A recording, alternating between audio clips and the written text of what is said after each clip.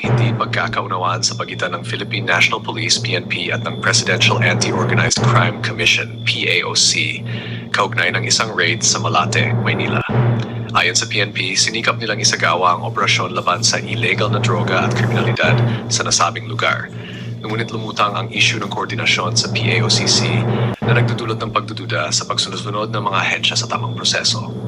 Iniimbestigahan ngayon ang naging proseso ng raid upang malaman kung may pagkukulang o kapabayaan sa komunikasyon sa pagitan ng dalawang ahensya.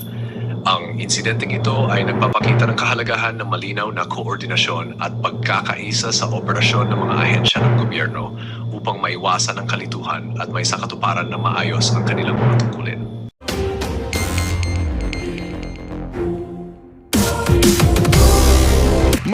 Magandang araw sa inyo mga banateros. Ako po si Banat Bay. Pag tama, palakpakan, pag mali, banatan. At eto na nga, pag-usapan na po natin itong bago na naman atang kapalpakan. Naku po. Palpak ka na naman dito, PNP chief. Naku, napaparami na ata. Napaparami na ata yung kapalpakan mo, sir. Bakit ganun? Etong nakaraan lang, di ba? May interview ka tungkol po dito sa issue ng droga. Na tila hindi mo alam ang isasagot mo kasi ang sagot mo doon yung droga ay hindi naman ginusto ng mga gumagamit. Kung hindi na pangangailangan nila yun dahil para sila magpuyat. Yung kapalpakan mo doon sa masasabi nating KOJC Siege, palpak na palpak doon. Diba? Tapos eto na naman. Sir, eto na naman. Bakit? Ba't tila inaraw-araw na ninyo, sir? Hindi naman po ata tama yung gano'n na araw-arawin ninyo. Diba? Wag naman. Napapatanong tuloy ang taong bayan eh. Kung ganito nangyayari, bakit nananatili ito sa posisyon? Diba? Dahil ba ikaw ay malakas kay Speaker? Anyway, bakit ko ba nasabing palpak? Hindi po ako nagsabi niyan. Baka sabihin nyo, no, ako nagsabi. Hindi po ako nagsabing siya ay palpak. Ang nagsabi po niyan ay ang balita po. Tinawag na palpak ng PAOTF. Ay POCC, hindi pala PAOTF. PAOK. Ito panoorin niyo po itong video na ito mismong kasamahan nila sa executive branch. Ito, masasabi natin, direkta itong nagre-report sa presidente kasi presidential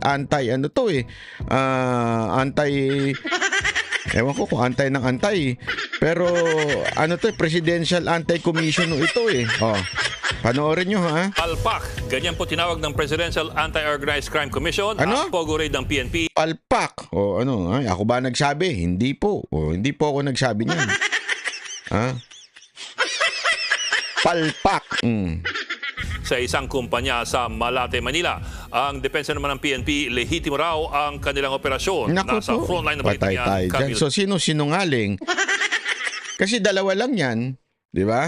Sabi ng PAOCC, palpak. Okay? PAOK. Sabi ng PAOK, palpak. Sabi ng PNP, tama naman daw, legitimate operation.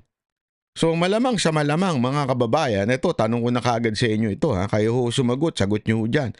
Sa malamang, kung sinabi ng PAOK, palpak, sinabi ng PNP, tama, may isa ho dyan, sa tingin ko, nakantil. Ano ibig mo sabihin, Banat Bay, na nakantil? Hindi ko alam kung isa ba dyan sa inyo ay protector. So baka naman isa dyan ay gustong alam mo na, umeksena. Gusto ng additional reward, ika nga. Hindi natin alam kung sino dyan sa dalawa na yan. Basta meron isa sa kanila, palpak at nagsisinungaling. Sino kaya yun? Kayo nga ho, habang pinanonood nyo ito, komento nga ho kayo dyan. Okay, pasok. Monte. October 29 ng salakayin ng mga tauhan ng PNP Anti-Cybercrime Group ang kumpanyang Quantum Innovative sa Malate, Maynila na pugad umano ng online at investment scam. Nahuli ang 69 na mga dayuhang empleyado ng kumpanya. Pero pinakawalan din sila nitong November 1 dahil wala pa raw maisampang kaso. Dahil dyan, tinawag ng Presidential Anti-Organized Crime Commission Yan. Presidential Anti-Organized Crime Commission. Oh, ibig sabihin, sa office ng presidente ito. Oh. o PAOK na flawed o palpak ang operasyon. Naku po, palpak. Iniit din ng PAOK na wala silang kinalaman sa operasyon at hindi sila patay tayo nakonsulta tungkol dito. Naku po. Hindi raw nila pinakakawalan ang sinumang dayuhang nahuhuli sa Pogo. Kasi hinuli tas pinakawalan.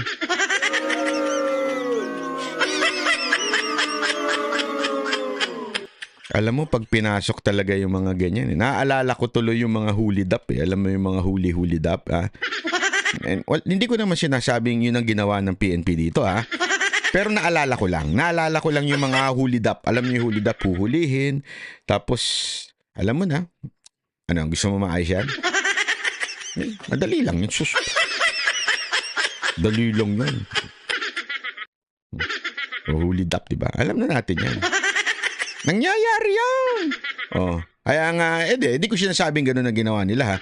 Pero dito, pagkatapos i-raid, pagkatapos hulihin, pagkatapos, ewan ko kung pinusasan, pinakawalan din pala. Hindi rin daw nila kailanman sinabi na ang ni-raid na Pogo ang mother of all Pogos. Naku po. Umaalma May mother of all Pogos pa. May father din. May sugar baby of all Pogos. Ano ba talaga? Hindi, alam mo kasi lahat na lang yung sa Bamban, kung saan-saan Basta may mahulihan sila, palalaki nila yung istorya, sasabihin nila, mother of all Pogos. Ito talaga ang pinakamataas. Para kasi masabi na, kita nyo na ha, yung pinaka-mastermind ng nahuli na, ginaganyan nila lahat. Lahat na lang ganun. Pwede ba yun? Mother of all Pogos dito, tapos meron din Pogos of all Pogos dun. So, ano ba talaga Hindi, alam mo, yan ang problema sa inyo. Hindi, alam mo, ganyan talaga pagka alam mo na, medyo may halong hindi lamang pagsiservisyo sa taong bayan, kung hindi may halong incentive, magagawan talaga. naman ang property management ng sinalakay na gusali. Vertex Technology Corporation daw ang kumpanyang nasa search warrant na ipinakita ng mga pulis at hindi Quantum Innovative. Noong 2023 pa raw umalis sa gusali ang Vertex. Reklamo pa ng pamunuan ng building, pinasok din ng mga pulis ang isa pang palapag na hindi naman sakop ng search warrant. Ginalaw rin daw ang anggulo ng ilang CCTV camera. Makikita rin ang data. Grabe yun, ginalaw. Oh. Bakit mo gagalawin? Di ba sa mga pelikula lang yan, yung ginagalaw yung CCTV. Unang-una, kaya nga may CCTV, may proof kung anong nangyari. Oh, bakit ginagalaw? Naalala ko tuloy yung nangyari doon sa KOJC. Doon sa KOJC, hindi ginagalaw. Hindi pinapapasok ang media. Diba? Hindi nila pinapapasok at pinahayaan. Kasi kung lihitimo naman yung operasyon. Diba? Lihitimo. Ibig sabihin ng lihitimo, legit. Diba? Pag legit at lahat ng galawan, legit. Bakit ka matatakot na may CCTV? Bakit ka natatakot na may media? Eto, ginalaw yung CCTV. PNP Chief Marbil Mga bata mo Ang lakas nyo mamuna sa iba, pero yung mga bata mo, nagkakalat din. Nako. Stamped October 30, 31 at November 1 sa mga CCTV footage. Naku po. Kahit isinagawa ang raid noong October 29. Binago pa. Naku po, patay tayo dyan. Talaga nga naman. May hocus-pocus na naganap dito. Binago pati date Kasi importante yan. Importante ang mga details na yan. Lalo na pagka sasampa ng... Hindi ko nga alam. Ewan ko Ito pa. Isa pang naisip ko. Kayo rin kung ano ba naisip ninyo. Isa pang naisip ko dito. The tampering of evidence. Ika nga. Diba? Tampering of evidence or sabihin na natin mali yung pagpresenta ng ebidensya. Yan po kasi ang kadalasang nagiging dahilan ng pagka-dismiss ng kaso. Kaya marami dyan, sinasadya yan para ma-dismiss yung kaso. 'Di ba? So kunwari, uhulihin lang, pahihirapan lang, para discomfort ng ilang mga, siyempre mga VIP din ng mga iba dyan, may mga bossing din dyan. 'Di ba? Para magipit lang yung mga bossing. Alam mo naman ng mga bossing niya, mayayaman yan eh. Ha? Daming magagandang mansyon yan, tapos bigla silang ikukulong. Para sabihin ng mga nanghuli, gusto mo maayos to, madali naman yan, sus. Sasampa natin yan sa husgado, sa piskal, pasa natin yan. Pero, kita mo to, ginalaw-galaw namin eh. So, lusot kayo dito, wala kayong problema dito. Hindi kasi alam mo, sorry po pero sindikato na po kasi yung mga ganyang galawan eh. 'Di ba? So hindi natin alam kung ganyan ang ginawa diyan. Hindi natin masabi pa sa ngayon ha. Pero ang sigurado tayo meron. Kaya nga pumiyok itong PAOK eh. Bakit? Kasi pambirang kalabaw to, may press release na sila daw yung nag-raid. Hindi ko nga alam kung saan bakit nag-press release ng ganun. So ibig sabihin, meron talagang nasa likod nitong raid na ito. Ibig sabihin, maaari na para pagka nagkabulilyaso, ang sisihin ng publiko ay ang PAOK. Tama, mali.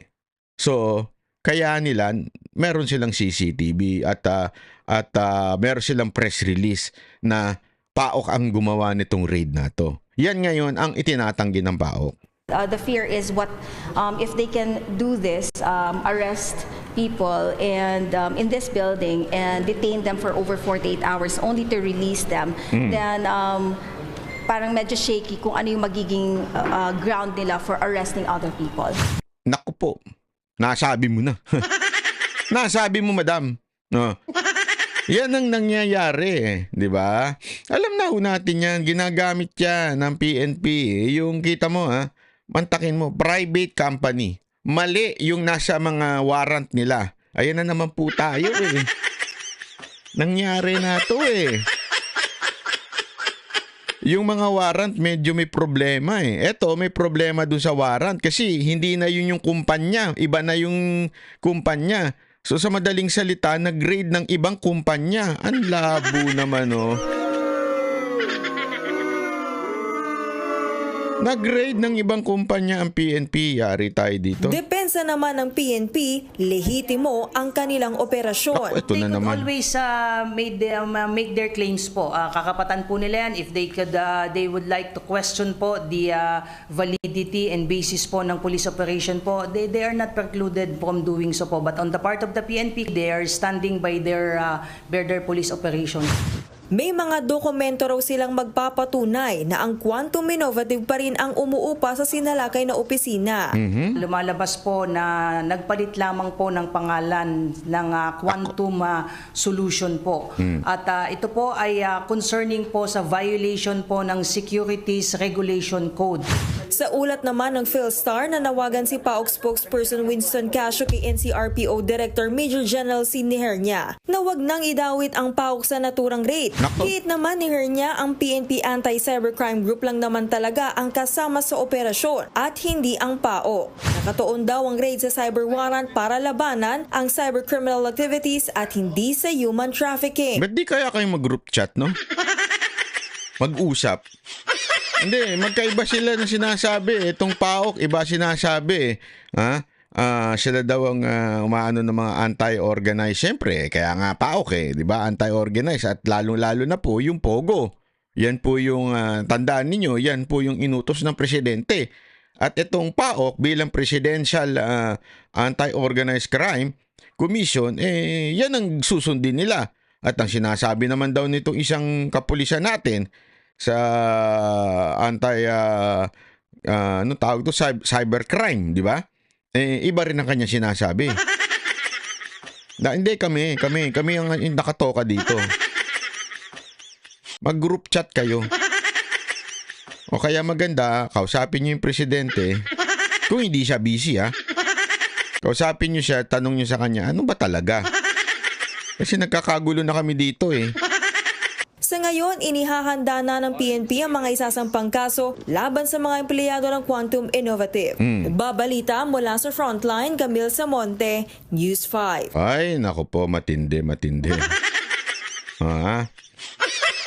Ito yung sinasabi nating meron talagang matalinghaga pagdating. Meron pa ho itong dagdag, baka kala ninyo Sandali, hindi pa ho tapos ito. Meron pa hong dagdag na or informasyon dito patungkol ho dito sa issue na to kasi nagsasalita pa kanina in-interview ho yung PAOK chief.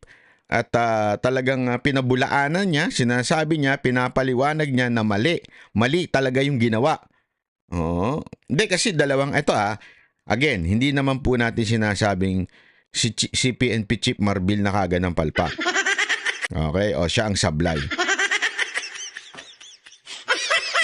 Pero, ngunit datapot subalit, ito ang tanong dito. Bakit kaya itong PAOK biglang nagsasalita, pumipiyok agad? Posible kaya? Posible. Ako nagtatanong lang naman po ako. Posible kaya na ayoko ng tanong. Mahirap. Pero sige, tanong na natin tayo si Banat ba Posible kaya na itong PAOK TF ay merong ilang pinapaburang kumpanya at ang kanilang inaanulaang ay yung mga kalaban nung kaibigan nilang kumpanya? Posible kaya yun? Kakumpetensya nung kumpanya na yun? Kaya nung hindi dumaan sa kanila, nagpipiyok, nagagalit, at parang sinasabi, hindi kami kasama dyan bakit nyo kasi baka napagalitan. Hindi natin alam. Kaya nga ako nagtatanong, baka napagalitan ng boss, sabi, bakit mo kami ni-raid? Di ba meron na tayong Di ba? Meron na tayong kasunduan Bakit mo kami ni-raid? Sabi nun hindi. Ito tanong lang naman. Hindi ko naman sinasabing totoo ito, Tanong lang. Baka naman sinabi nung PAOK hindi kami nag-raid niyan. Tapos sabi naman nung ching-chang mo, sabi niya, anong hindi? Etong ching kitang mo sa dyaryo. Ito sa dyaryo. Pangalan mo, ikaw daw raid. Tapos sabi niya, hindi kami nag-raid. Papabulaanan ko yan. Babanatan ko yan nag-raid sa inyo. Hindi natin alam kung ganun ang kwento. Kaya nga sabi ko sa inyo, there are two sides of the stories. Di ba? Una, talagang palpak yung PNP chief. Di ba? At hindi alam ang ginagawa ng mga tauhan niya at nag-raid ng maling o nag-warrant sa maling kumpanya. Unang side, o baka naman may pinoproteksyonan ang PAOK.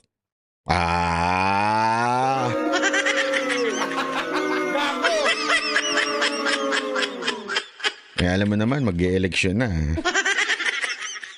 Gagastos. Kaya nga ang tanong, ito, tanong ko sa inyo. Papanoorin pa natin ngayon yung interview, kapiraso lang naman, ng interview na meron sinabi itong si PAOK, yung kanilang chief. Ito pakinggan niyo to. So, chinek ko yung reports.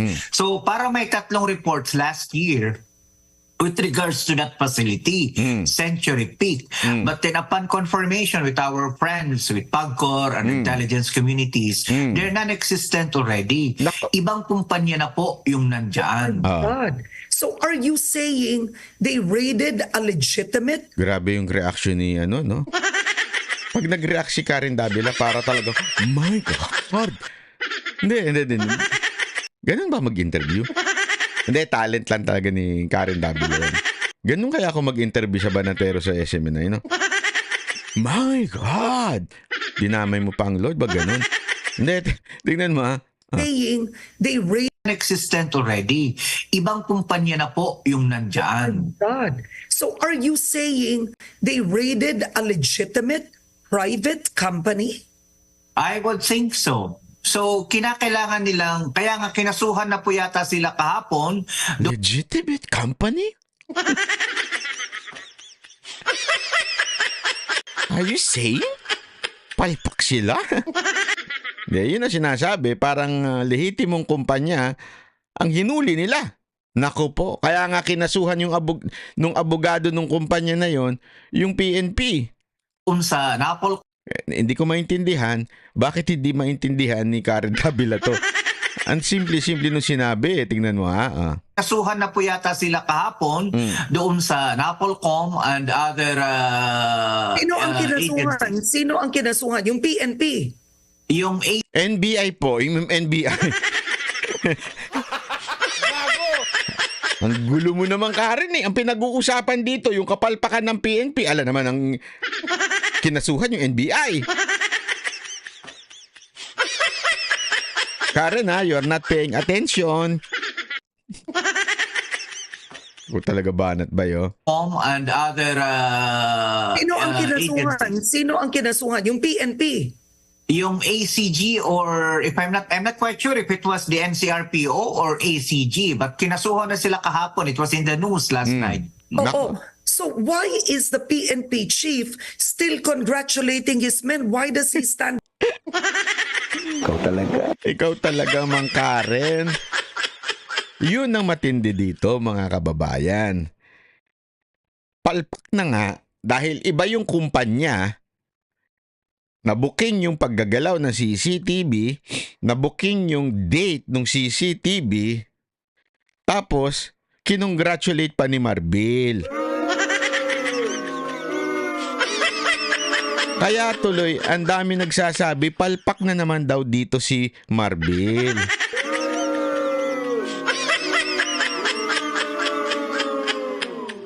Ako naman, Marbil naman, ano na naman na nangyayari sa'yo? Bakit? Alam mo, sa lahat ho ng PNP na dumaan, hindi, I mean, ako pinupuri ko pa nga yung nakaraang PNP chief kahit PNP chief ni Marcos yun eh, di ba? Kasi dami ko nabalitaan na magandang nagawa yun. Yung nakaraang PNP chief bago si PNP chief Marbil. Ang ganda ng mga ginawa nun eh. Yung Ilocano na yun, maganda. Marami siyang nagawa at naayos. As a matter of fact, in-extend pa nga yung PNP chief na yun. But this time, itong PNP chief na ito, may pagka, sabi nga nila, bida-bida.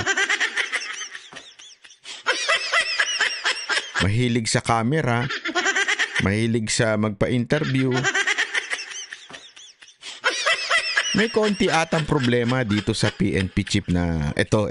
Yun ang sinasabi nung iba. Ayoko naman husgahan kagad pero based on facts, based on what happened yung sa mga instances nung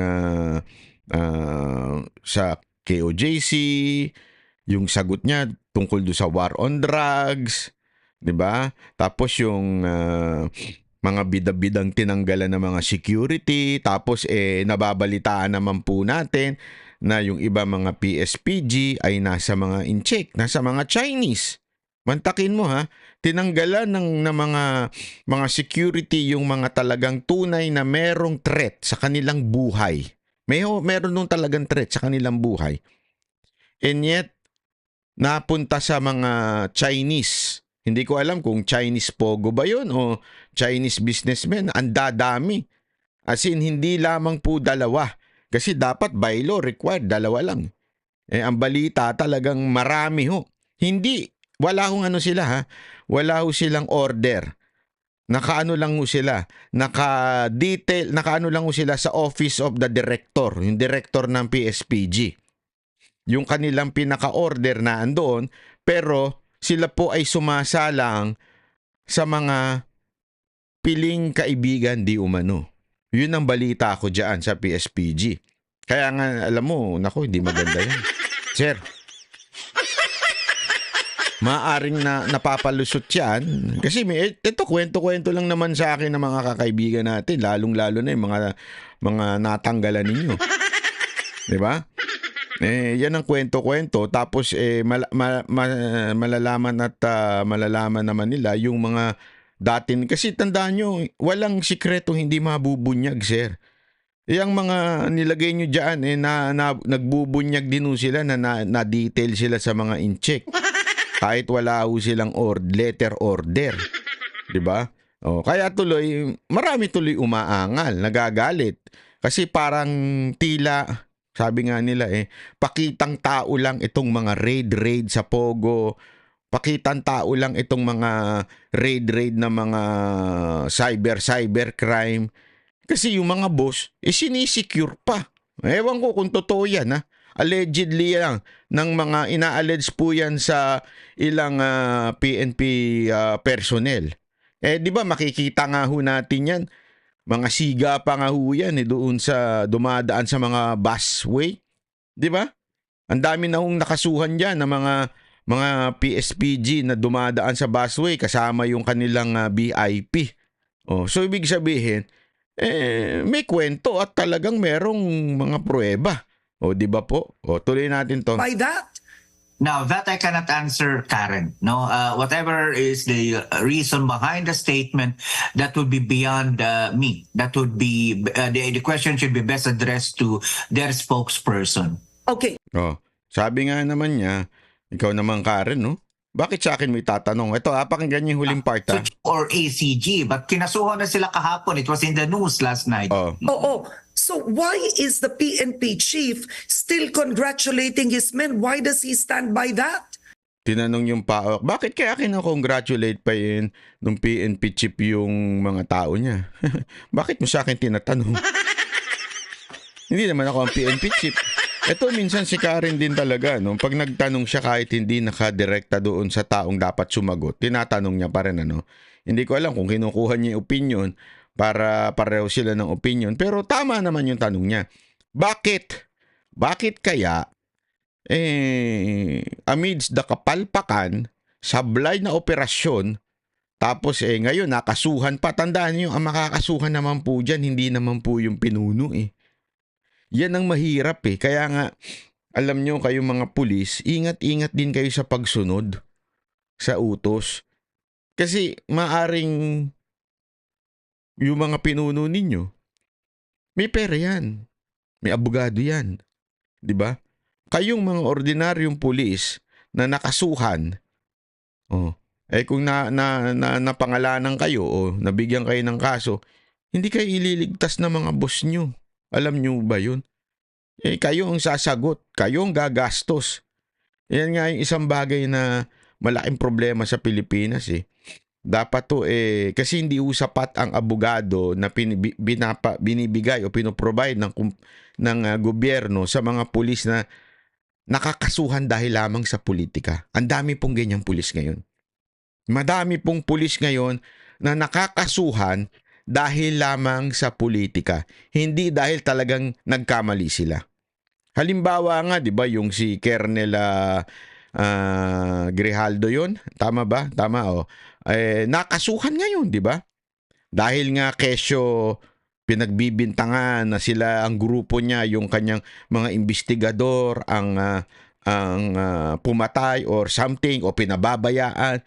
Pero the reality is politika 'yun. Wala naman po silang wala naman po sila yung nag-iimbestiga lang. 'Di ba? Tapos eto, tinuro ngayon, pinupolitika siya.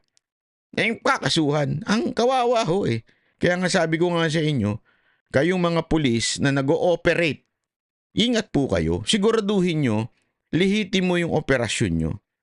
Kahit po ba sabihin sa inyo ng boss, siguraduhin ninyo. Sir, ano ba ito? Kasi baka mamaya tulad nito. Mali pala. Maling kumpanya pala yung pinasok nila. Kinasuhan sila. Kawawa naman po yung mga natin, itong mga kapulisan natin. Hindi ho tama, di ba? Ito Now, that I cannot answer, Karen. No, whatever is the reason behind the statement, that would be beyond me. That would be the question should be best addressed to their spokesperson. Okay. Yan. Kaya nga alam mo, katulad nung nangyari sa KOJC, di ba? Siyempre, may mga nakasuhan dyan na nasa baba. Katulad din ito, may mga nakasuhan dyan sa baba. Si Marbil naman, kung makasuhan man siya, o kahit si pangalan nito si Diwata, Diwata, tuloy si Torre. Kahit naman po makasuhan yun, meron silang pambayad ng kanilang mga abogado. Balita ko. Ayoko na sabihin. Pero balita ko talaga nga namang 'di ba? Matindi po yung inyong appreciation na natanggap. Appreciation, 'di ba? So meron kayong pambayad ng mga abogado ninyo. Kaya nga lakas ng loob magsampa ng kaso eh. Kasi may mga abogado kayong provided. Hindi natin alam kung ganino kagaling ba yan. Sa gobyerno ba yan? Sino ba nagpapasahod dyan? Pero gayon pa man, meron sila. Paano naman yung mga nasa baba? Na inutusan lang. Kasi siyempre, dyan yung mga kapitan, major, di ba? Hindi pa nga yan eh. Siguro yung mga babang-baba, yung mga tauhan na nakatakip ang mukha, hindi naman makakasuhan yun. Kasi wala naman silang identification. Pero yung mga kapitan, yan ang madadali ho dyan, yung mga major na sumama, di ba? Siyempre kasi makikita yung pangalan eh. Ito yung tawag dito, ito yung departamento na PNP na ng raid. So nandyan yung mga pangalan. Makakasuhan lahat yun, di ba? Kasi mantakin mo, pasukin ba naman private company na wala namang tapos iba pa. Siyempre yun, importante yun. Iba yung pangalan ng private company na pinasok nila at iba yung pangalan nung dating nagre-renta doon. Dapat sana kung talagang tama yung intelligence report nyo, di sana na itama yun sa warrant pa lang. Di ba? Ang problema, ito nga eh. Sabi ko, laki-laki ng intelligence fund ng PNP ngayon. Bakit mali-mali? Again hindi po tayo nagsabing mali-mali. Mismong PAOK po nagsabi. Unless pa sinungalingan po ng kapulisan. Sabihin ng pulis, hindi. Ito ang sinungaling si PAOK. Siya ang mali. Kami tama. Hindi. PNP Chief Marbil, kung sa tingin mo, kaya nga kinukuha natin ng side Kaya nga pinanood natin yung news, pati yung spokesperson ninyo, nakapagsalita naman. Diba? Paano nyo? Baka kasi naman, sabi nga nila, yung unang option, baka naman may pinoprotektahan tong PAOK. Kaya nagalit sila nung may na-read na merong tinamaan na hindi naman dapat tamaan. Kaya ako sa inyo mga kababayan, i-komento nyo dyan sa baba. Sino sa tingin niyo nagsasabi ng totoo at sino sa kanila ang sinungaling? Sino sa kanila ang greedy na may